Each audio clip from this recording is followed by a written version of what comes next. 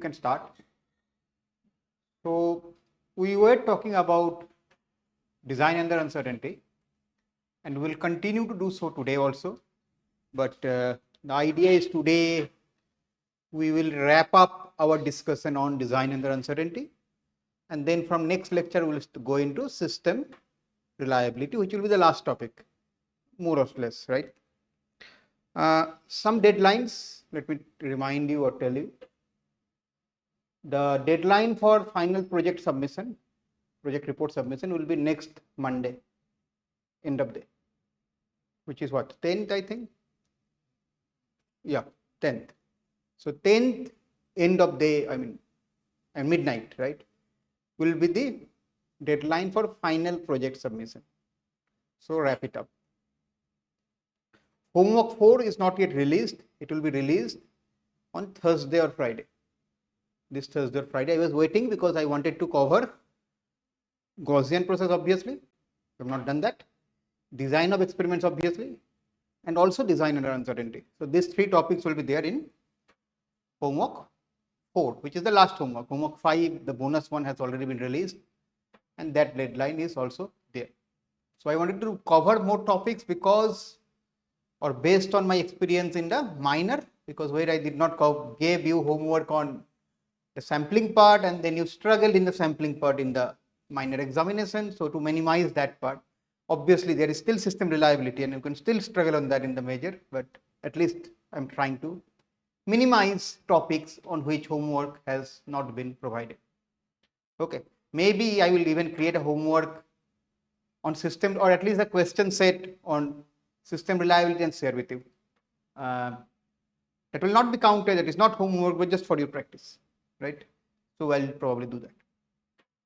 Okay, so with that, let us now continue. So in the last lecture, we talked about robust design optimization, and we talked about practical challenges associated with robust design optimization and how to address those. Specifically, how to make the nested loop into a single loop by using Taylor series, and how to compute the gradient of the first moment and the second moment, because those two will appear in your objective function. And that is more or less what we are going to cover in robust design optimization. That is all for robust design optimization. We are not going to go into other things, although I slightly talked about stochastic simulator or surrogate for stochastic simulator and how it can be used for robust design optimization, but that was very brief, like 2-3 minutes is what I spent on that, and that is not in the syllabus, obviously. That is part of project of one group, but that is all. Okay.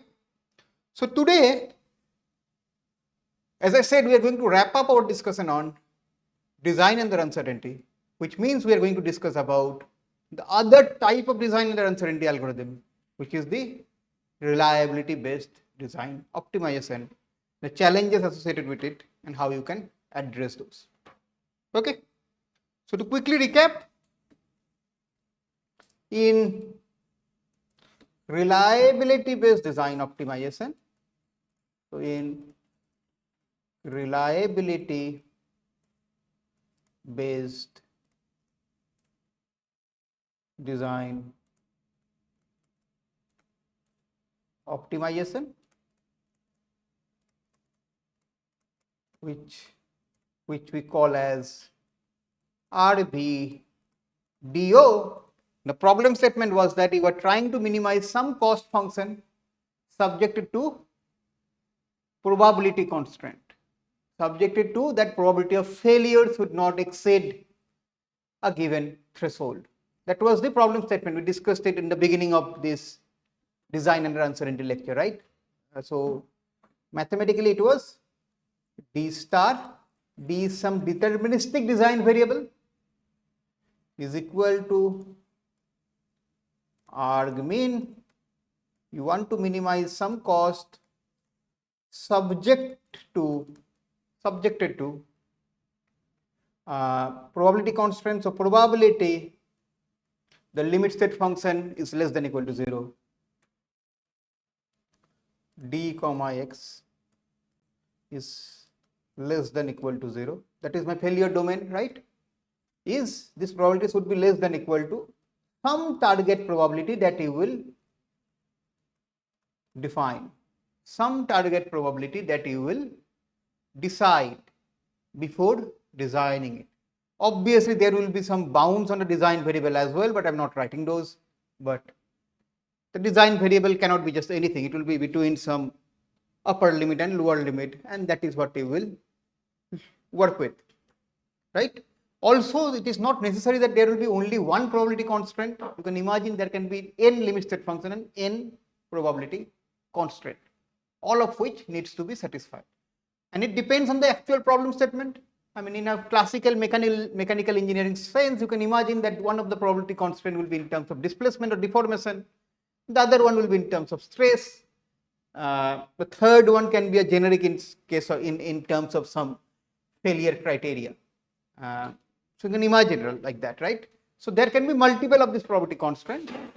For ease of discussion, I am only writing one, and it does not really matter. The way you will treat them will not change, whether there is one probability constraint or 10 probability constraint. So that will not really matter, and that is why we will not really go into how many probability constraint we have. One probability constraint will suffice for the discussion on our video. Okay. So now for reliability based design optimization, there are primarily two types of approaches, primarily, and we'll discuss about one of those. So methods for our video. So there are two types of approaches. I will discuss, or we will discuss about one of those, but in syllabus both are there. So that means the other one is your self study. Okay. So methods for our video.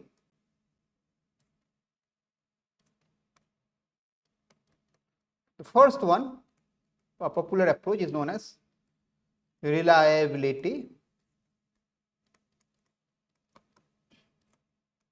index approach, or this is known as RIA, R-I-A.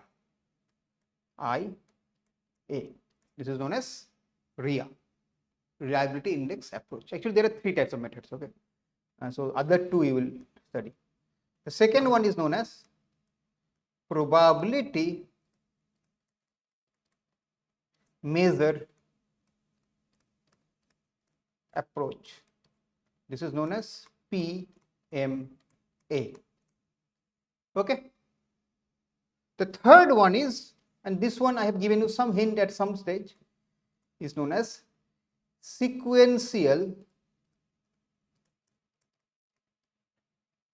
optimization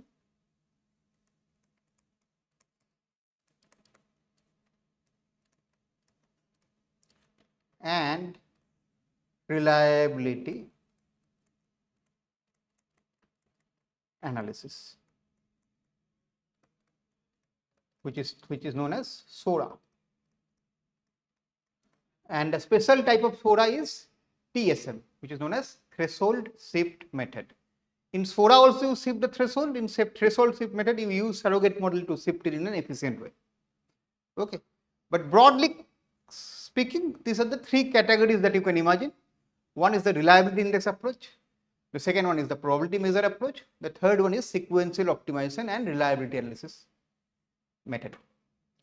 What we do in reliability index approach, and that is what we will be discussing, is that you represent the probability constraint in terms of reliability index, and you use form to compute the reliability. I will repeat. So broadly in RIA, what we do is as follows. So the actual problem statement is in terms of probability of failure. We write that problem statement in terms of reliability index. And how do we compute the reliability index? By using first order reliability method. That is the whole idea of RIA. And we will discuss about that, because to do that you will need to compute gradient, and that is what will consume majority of the today's lecture. Okay, second one, probability measure approach. There you keep it in terms of probability and solve it. You don't convert into RIA. Okay, and that has some challenges, that has some advantages. You will study about that on your own.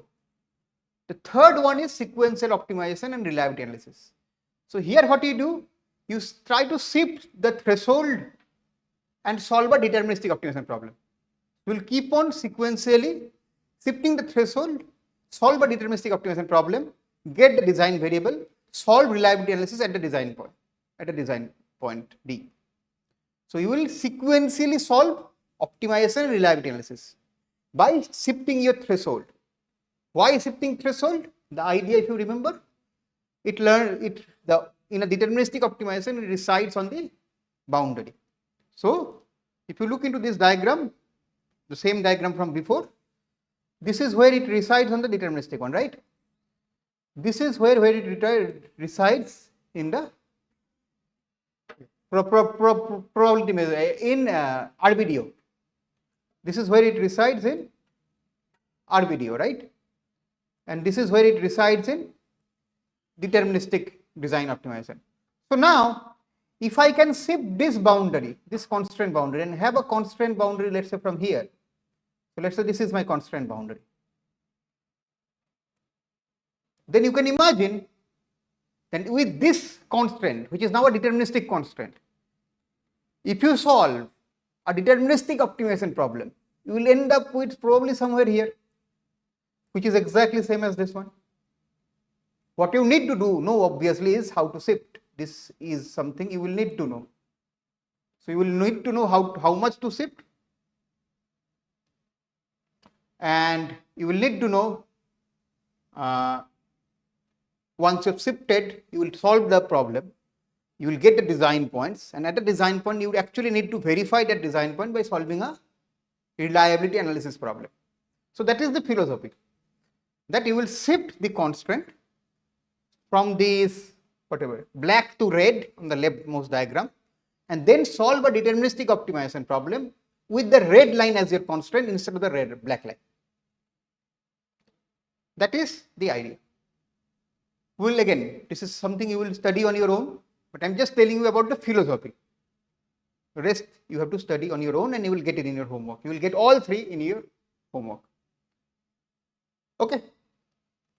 But today, as I said, we will focus on only one of those, which is the reliability index approach, or RIA. Okay. So let us go to and start discussing about reliability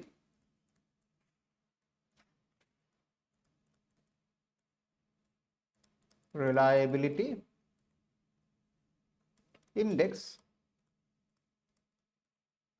approach. Okay. Let us talk about this. In reliability index approach, how will your problem statement look like? You will have a cost function that you want to minimize, but you will not have a probability of failure, a constant in terms of probability. Rather, you will have a constant in terms of reliability index. So it will look something like D star is equal to arg mean cost function as a function of D, right? Subject to some reliability constant. So let's say beta, and your beta will be a function of D, right? It is also a function of X, but I am not writing that because you have already accounted the effect of X, and that's how you get beta. So like probability of failure is function of X obviously, but probability of failure is also, you are getting probability of failure because you have accounted for the effect of X. So in that sense, right? So it is function of X, but I am not writing that. So beta should be greater than equal to, previously it was less than equal to, now it will be greater than equal to, your reliability should be at least something.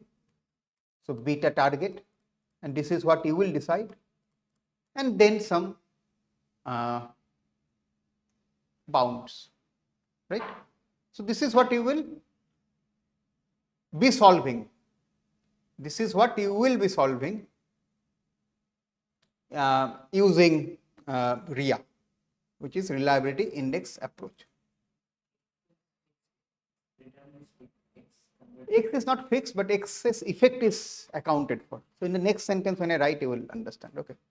Now, I also said that you will find out beta using form, right? So if you find out beta using form, how does it look?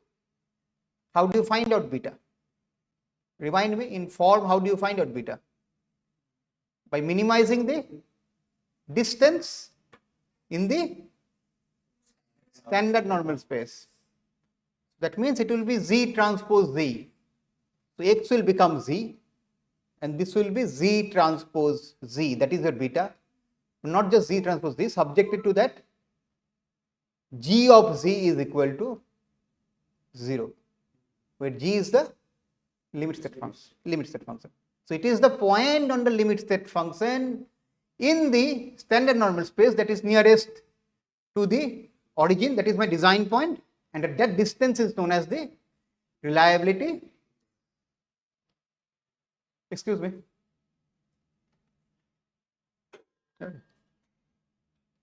Okay. So that is the reliability index, right? The distance. And we have studied that, right? So how do you find out this beta? So this beta, how do you find it out? So beta is found out by, you will first try to find, so beta is defined as this one, right? Beta is defined at this one. Where? How do you find out this U star? U star is equal to arg min U half U transpose U. That is like the distance, right? The inner product, and I am using a half because when I take a derivative it will cancel out. Subjected to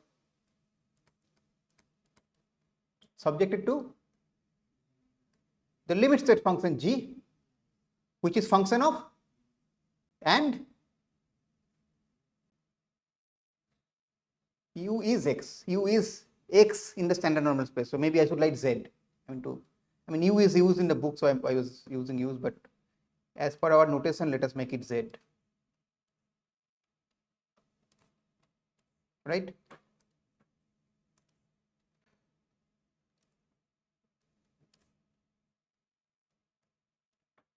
Subject to G of Z is fine, and then is G only function of Z? What is G? In form it is, in this case. It is also function of a design variable, D. In this case, you also have a design variable sitting there, right? Your limit state is not just function of your random variable, it is also function of your design variable. So your reliability will also change based on those deterministic variables that are sitting there. Those are deterministic, but they will influence your limit state function. Think of a problem. You want to minimize the area or volume or cross section of a beam. Subject to that, the reliability constraint in terms of displacement is satisfied. Now the reliability constraint in terms of displacement is function of what? It is function of EI, those are the random variables, load, random variable, but also function of the cross section, which is a deterministic variable. So relate with an example, it will be easy to follow. So let us think of a problem, right? We want to minimize the cross section of a beam, cantilever beam, subject to some random load, okay, and random material property, right? Now what is the limit state function? The limit state function is that deflection should not be more than L by 325. We know that. Now what is the formula of the deflection in this case? PL cube by 3EI. P is random, L is random, E is random, I is what? Function of cross section. So I is deterministic.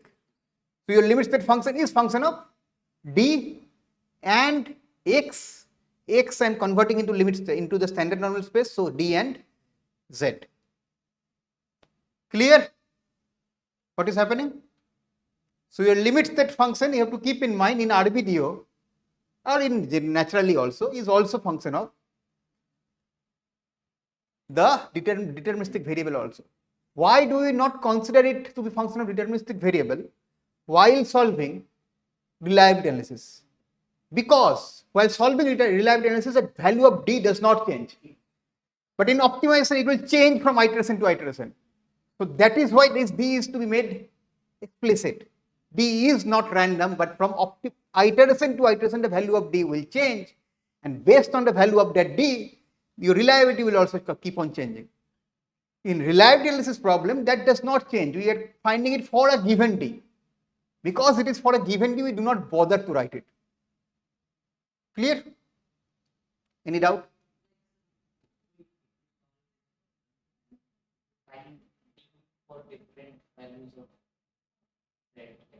D for values of Z. Optimal D for value of Z.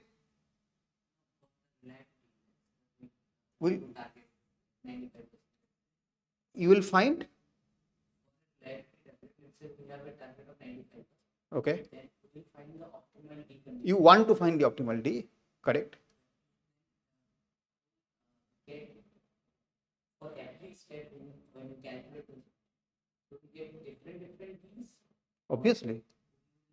Get will solve for one D. Then Pareto. How Pareto when do you get? When do you get Pareto fund? Because you brought that term. When you have more than one objective function. How many objective functions you have here? So where is the term Pareto fund coming into picture here? D cannot be different value. D is the optimization. D is design variable. How can D be different values?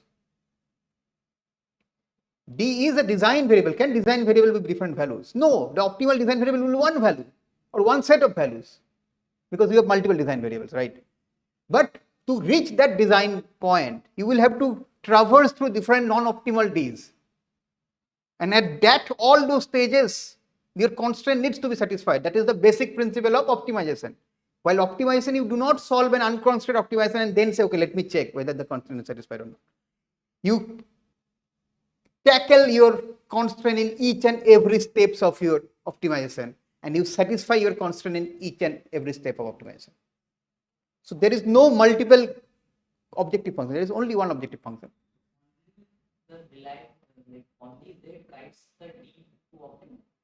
Obviously. Only Z. Why will Z guide D to optimal? What is Z? Give me example of Z. In the example. So elastic modulus will now drive what should be my cross section.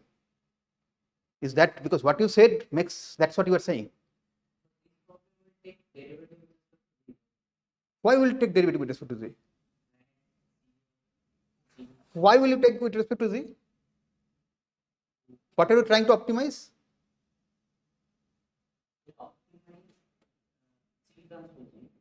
What are you optimizing? Actual problem. So what will you take gradient with respect to? D of what? Cost function and of constraint. So where is Z coming into picture here? Why are you saying you will take derivative? Z will guide your D? That is because that is for solving the reliability problem. Now we are solving the optimization problem. There is no reason for confusing the two. And Pareto fund, you brought that term, I'll ask again. In Pareto fund, what is in the x-axis and what is in the y-axis?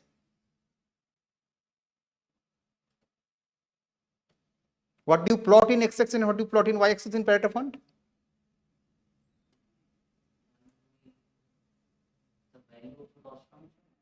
No, objective 1 and objective 2. So that is the problem. When I said Pareto fund last time, you should read it up.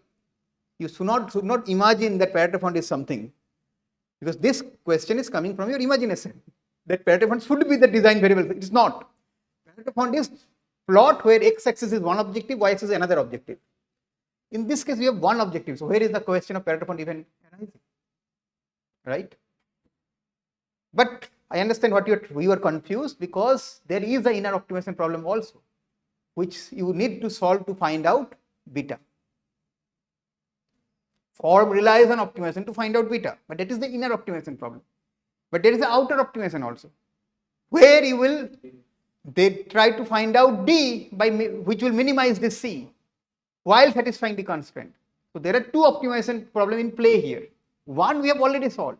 You know how to do that. Hopefully you remember somewhat. The second one is new. We will be focusing on the second one. First one I assume you will know. I will not go into details of again form. The idea is that you should remember form. If I go into details of form, then we are going in circles. We are not making progress, right? Okay, subject to G function of Z and D. And this should be equal to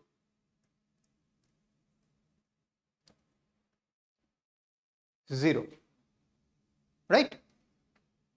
Clear? So this is your outer optimization.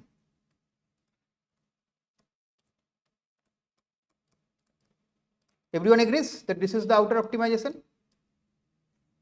This is your inner optimization.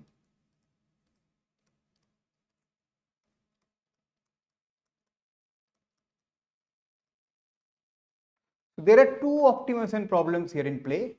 The inner optimization problem, how to solve it, we have already seen. That's what form is all about. The outer optimization problem is new to us. But we cannot solve the outer optimization problem without using the inner optimization problem. So we will go and discuss something about the inner optimization problem, but primarily we will be talking about the outer optimization problem.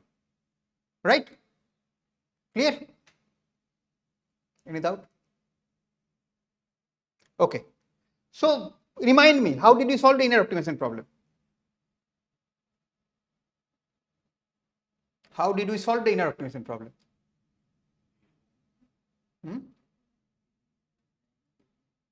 In form, how did you solve it?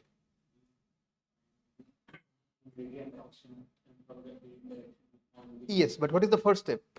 Not the form algorithm. What is the first step? The exam question that no one solves almost. You will convert it into unconstrained optimization. That is the first step, right? You convert it into an unconstrained optimization problem, right? So let us do that.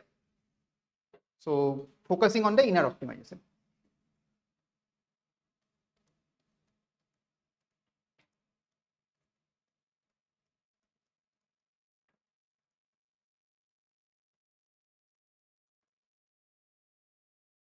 In the inner optimization, you are trying to solve is equal to Z half Z transpose Z plus lambda GZ D. Right? This is what you are trying to solve. Correct? And by solving this, what are we trying to find? Z star and also lambda star, by the way. I have not written it, but actually Z star and lambda star, both you will try to find, right? You will try to find the Lagrangian multiplier, what is the value of that? And Z star is obviously. No, never hyperparameter. In optimization, it is never hyperparameter. Was it a hyperparameter in form? No. It is hyperparameter in physics informed neural network, not anywhere else. Okay. So this needs to be optimized, and that is the KKT condition, right? Karus-Kuhn-Tucker condition, that if you do it derivative with respect to lambda, you will get the constraint. So you need to find out that. Okay, so that it is exactly satisfied. It is the KKT condition. KKT, yeah, Karus-Kuhn-Tucker. Right? This is what you want to solve. Now, if I write this statement, will you tell me if I am writing it correctly or not? From here, can I write Z star or Z star plus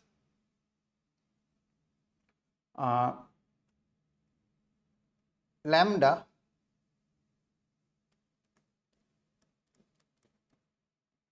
grad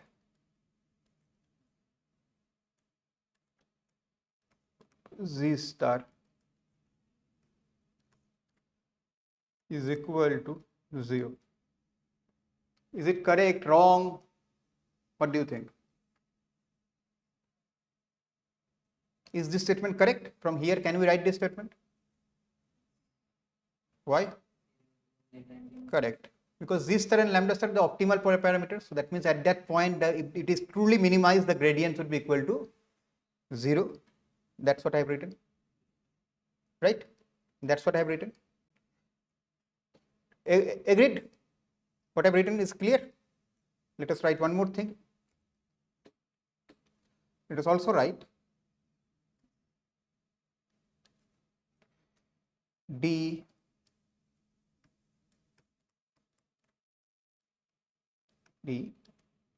plus D lambda star dd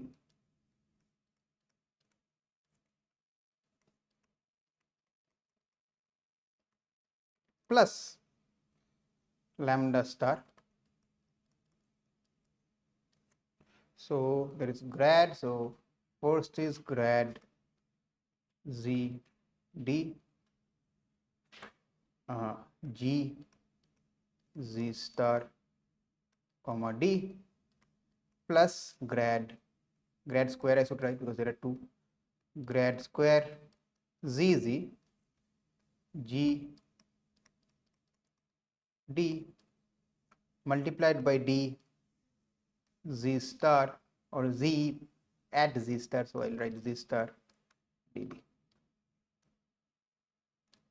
is equal to, so this is equal to 0. Now let me tell whether it is correct or not.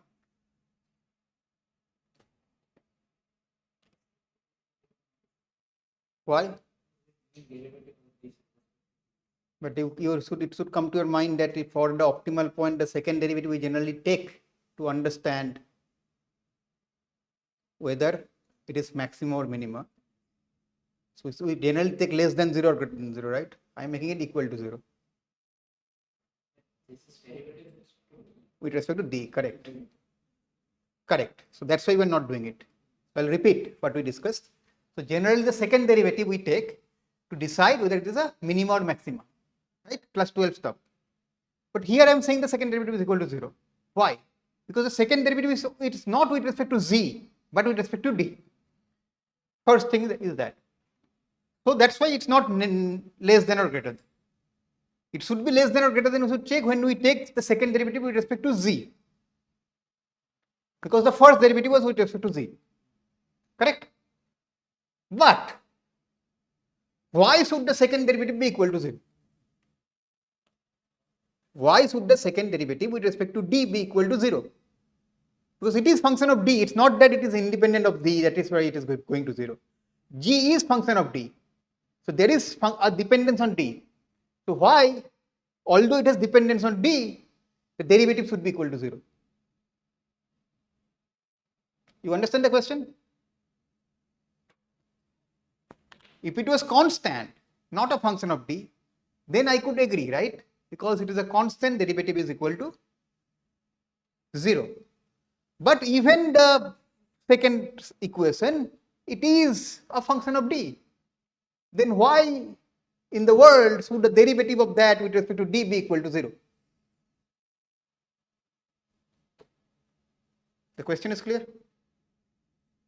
The question is clear or the answer is not clear? Question is, why should this be equal to 0? Because I'm getting it by taking derivative of the above statement, right? So the above statement, the left hand side is a function of D. It's a function of D. So why the second derivative should be equal to 0?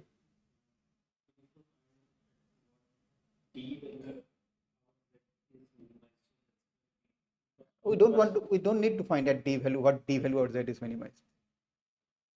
That's not what we have to find. Correct. No. Optimal condition for D should be derivative of this equal to 0. I've not done that. I've not done that. So it's very simple. This beta, the second equation is actually for finding beta. Correct? this equation is actually for finding beta. Beta is sitting in the constant, which means for each of these d, the constant is satisfied. I just told you that during the optimization step, so no matter what d you are in, the constraint is always satisfied, which means if you perturb this and take two d's, two different d's, this constraint will be satisfied. And that is why even if you perturb d, the original value of the function, which is this, will not change. This is 0 for any value of d. So if you take d and di and di plus 1, for both di and di plus 1, the above equation holds. Which means 0 minus 0 by di minus 1 minus di, which is 0 by some finite quantity, which is 0. Okay, so that's from there it is coming. Clear what is happening? So what I am doing is that this second equation is satisfied for any value of d. When it is satisfied for any value of d, the right hand side will be equal to 0. So you take two nearby d's, for both it is equal to 0. Then the second derivative or the derivative of that should be equal to 0, finite difference. First principle. So it is like that the second equation for different d's, beta value will be different. Obvious, that will be. That's why we are going to the next step, so that we want to find a point where even though we change the d value. I mean, no, not really. I want to find out the derivative. That's why I'm going to the second point. I mean, I will need this derivative at some stage, because I will need del beta by del d. I'll need that, right? Del beta by del d I need, and to find out del beta by del d, we'll need del d z star by dd. So I want to find that quantity. That's why I'm going there.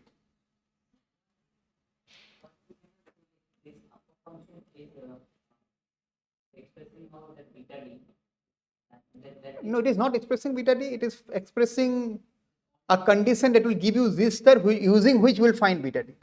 Beta. Yes. That is the objective function, and if we make derivative with respect to t, we will get the function of t. Then if we set it to 0, then we will find out the optimal d that satisfies that constraint. Yes. So that will be like for different you will not be able to solve it. You will not know. Do you know all the terms here? Forget about that. You are jumping your guns. First, look into this expression. How many terms do you know? You do not know lambda star. How will you know d lambda star by dd? You will solve for one value. You will not get a function of lambda star. So what is d lambda star by dd? Do you know what is d star g star by dd? Two of the terms are unknown in this expression. So you are going too far ahead. You will not be able to do anything with this, at least with this form. Okay, because this expression is unknown. D lambda star by dd exists, but you do not know. D z star by dd exists, but you do not know. So you cannot do anything with that. Okay. But there are two unknowns. You will need one more equation. You have one equation, two unknown. You cannot solve it. So one more equation is needed. How will you get that equation? Use this one, beta d, and from there you form your second equation. Define what is beta d, by the way?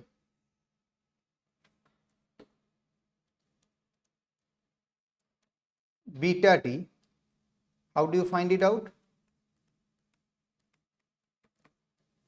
This one, right? And now see, I'm not finding it out, I'm just showing you. Now try to find out d beta dd. What will be it equal to?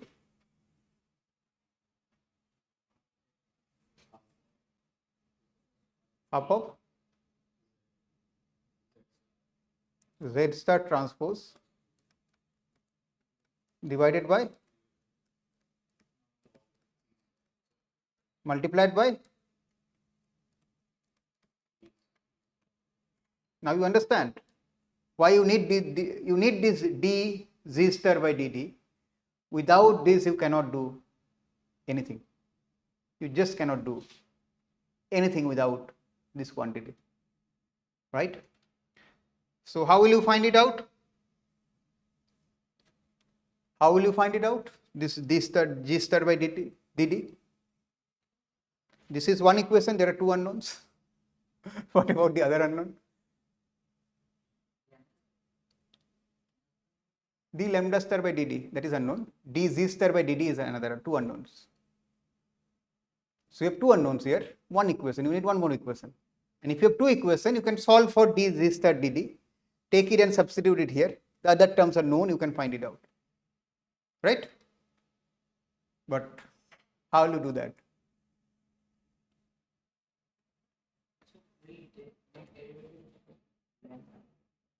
How will you take derivative of lambda? How will you take that? You cannot take that. Yes, but that gives you the constraint back. So what will you do with that? That will give back your constraint. Yes, but that will not work. So what will you do? How will you find it out? One more equation you will need. All of you agree, right? And that equation should also have lambda and g. Both. That equation should also have lambda and g. And then only you can hope to find out, because then it will be two equations, two unknowns. At least it should have g as dz by dd. If lambda is not there, that's fine. From that equation you find it out, substitute it, find it out, you can do that. But you need one more equation, that's the point, right? At least one more equation is needed. So where is that equation? Think about it.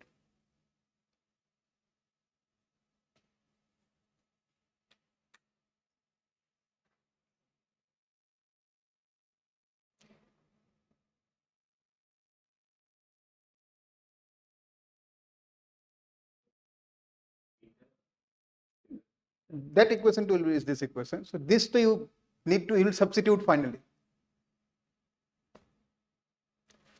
This two you will substitute, right? Once you have found it out, you will substitute. One equation is remaining. And by the way, I have not written it, but you know, this is alpha, right? This is alpha, you know that. So ultimately you will get alpha transpose time that. So that too you know. So the final expression, you know what is going to happen. If you can find this expression, you know what is your sensitivity, the gradient. And now you will substitute that gradient to find out this optimization, and that will become very straightforward. The only thing that is stopping you from doing this is this second term. So how will you find this out, this second term? Think.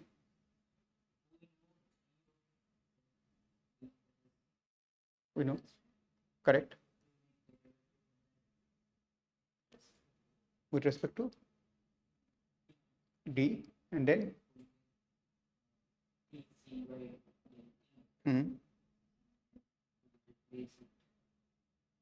you are right. You know that the constraint is equal to 0. The constraint needs to be satisfied for all z and d. So we will take the derivative of the constraint directly with respect to d, and that should also be equal to 0. So what you will do is that you know that g of z star comma d is equal to 0. Take derivative of this. What will you get? Grad derivative with respect to d, obviously. So you will get grad of d g comma d plus grad of z g of z star comma d multiplied by d z star by d. This is equal to 0. This becomes your second equation. This becomes your first equation. You can eliminate lambda star from this equation, substitute it here, and that will give you your this term. You take this term, substitute it here. Alpha you anyways know from your reliability index, that will give you your gradient. Take that gradient, provide it to your optimizer.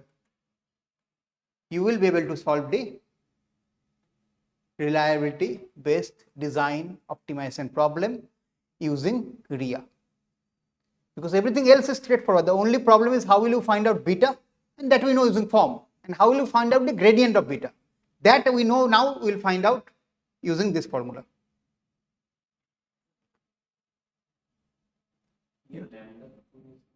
No, not. You will, from this equation you will find out dz star by dd. Substitute that, you will get lambda. I mean, you need two equations, right? You need two equations. That's all.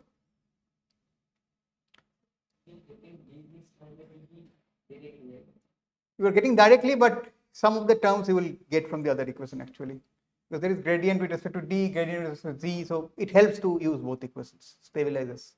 When you write the code in your homework, you will understand. Okay. Okay. What? Yeah. The process, so I'll give you something and then we'll stop. We're out of time. So the idea is very simple. You want to solve a optimization problem with a beta constraint. In the ideal world, if you do not want to do any of this, what will you do? You will do finite difference. Change d and c, beta is changing, find out derivative of beta with respect to d and find it out. But that is erroneous to some degree and costly if d is large, high dimensional. So what we are doing here is that we are doing analytically how to find out del beta by del d. That is the only thing we are doing. And to find out del beta by del d, we are using two conditions. One, that the derivative of this optimal condition for finding out beta should be equal to 0. And second, the derivative of the gradient should also be equal to 0. The derivative of the gradient of the, the derivative of the gradient, not the derivative of the limit state function should be equal to 0. And both of these are equal to 0 because the limit state function should be satisfied for all z and d. Similarly, the optimality condition should be satisfied for all z and d. And that is why both of these are becoming 0. Right? You have to do some eigenvalue analysis and all of those things when you try to solve this. Okay. But that you will figure out on your own. Okay, but the broader picture is that this can give you the analytical form of the gradient. That's all. It's del beta by del d is the gradient. D, it is actually not del by the way, it is d. This is gradient of the reliability index with respect to design variable. Yes, that's why you go into reliability. You cannot find for probability, then phi inverse will come into picture. Here G is an option and B PD? Yeah. It is G. But here we are taking D. No, there is partial also. These grads are partial, right? Grad of Z is partial. So whatever is function of both Z and D is partial. Whatever is function of only D is total. So whenever you see this grad sign, that is partial. The opposite grad, right? Opposite triangle. And whenever you see this D, G star, that is total. That is total derivative. But that is not just any derivative. That is total derivative that you are seeing. Here also, like, even though then solving this partial differential equation won't be that easy. You don't need to solve this partial differential equation. There are partial derivatives that you can calculate in closed form. If you know the derivative, the limit state function in closed form as function of Z and D, P L cube by 3EI, you can compute it analytically. Then it will be like act like a D. Then it is not even ODE. I mean, this is just linear terms, the linear algebra. Not even linear algebra, I mean linear equations. Because what is unknown? D is Z star by dt. It's like X. Other things are constant. You are solving linear equation. It is not even ODE or PD. It is linear equation that you are solving. Yes. Yes. So that's what is happening. Okay. And in the best case, in very difficult case, you might get a non-linear equation. Go to SORM. If you go to SORM, you will get a non-linear equation. But in real world problem, definitely you will get the nonlinear ones. Again, nonlinearity is in G. G is still nonlinear. The function G is nonlinear in Z and D. But the gradient, this is known. So because the gradient is known, so that's why it is becoming linear. Now, the gradient can also be a function of d. So, and d is unknown. But then at this step, then you will use a nonlinear solver, right? Like Newton-Raphson. You will assume some d and then see the tangent and try to find it out. But yes, you were very close to the actual issue, but you did not mention it. The issue is that it is using form, which is doing a linear approximation of the limit state. So your beta is wrong. Everything you are getting is wrong. This will only work if your limit state is weakly nonlinear, or linear or weakly nonlinear. Otherwise, this is wrong, or this is erroneous, or this is having significant approximations. So that is the main issue. Everything else is kind of okay. Okay. Thank you. So we are done with this. We don't use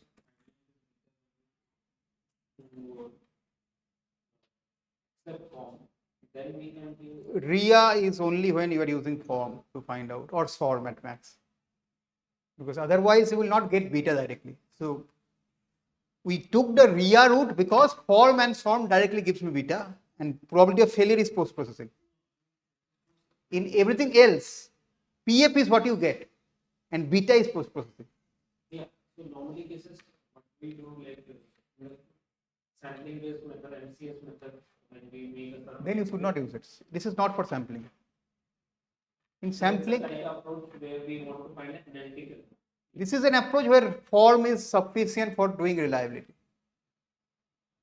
or at least SORM is sufficient for doing reliability. What I have shown is only for form, but you can imagine SORM. If it is highly nonlinear, form is not adequate, then you should not use RIA. And that is why there is SORA. That is why there is PMA. And even then, none of this work. So all of those are there. Okay. Okay. Thank you.